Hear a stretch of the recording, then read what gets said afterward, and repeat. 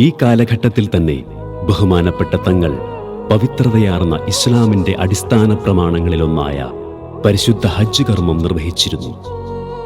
ഹജ്ജ് കഴിഞ്ഞ് അറേബ്യൻ മണലാരണ്യത്തിൽ നിന്നും ഇന്ത്യയിൽ മടങ്ങിയെത്തിയ ഹാജി തങ്ങൾ യാത്രാമധ്യേ തഞ്ചാവൂർ വന്നെത്തുകയും അവിടെ ഇസ്ലാം മത പ്രബോധനങ്ങൾക്ക് പ്രചോദനം നൽകുകയും പലവിധ കറാമത്തുകളും നടത്തി പലരുടെയും വിശ്വാസമാർജിക്കുകയും ഒരു വൻപിച്ച ജനവിഭാഗം തങ്ങളുടെ അനുയായികളാവുകയും ചെയ്തു.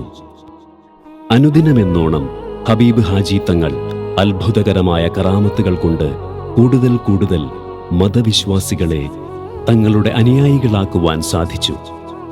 തങ്ങളുടെ പ്രവർത്തനം നിശ്ചലമാകുന്നില്ല എന്ന് മനസ്സിലാക്കിയ തഞ്ചാവൂർ രാജാവ് ഹാജി തങ്ങളോട് സ്നേഹമായി പെരുമാറുകയും തങ്ങളുടെ കറാമത്തുകൾ ഞങ്ങൾ വിശ്വസിക്കണമെങ്കിൽ ഞങ്ങൾ തീരുമാനിക്കുന്ന ഒരു പന്തയത്തിൽ പങ്കെടുക്കണമെന്നും അതിൽ നിങ്ങളുടെ കറാമത്ത് വിജയിക്കുകയാണെങ്കിൽ തങ്ങൾ നടത്തുന്ന പ്രവർത്തനങ്ങളിൽ ഞങ്ങൾ സഹകരിക്കാമെന്നും ഔലിയാക്കളുടെ കറാമത്തുകൾ വിശ്വസിക്കാമെന്നും രാജാവ് വാഗ്ദാനം നൽകി.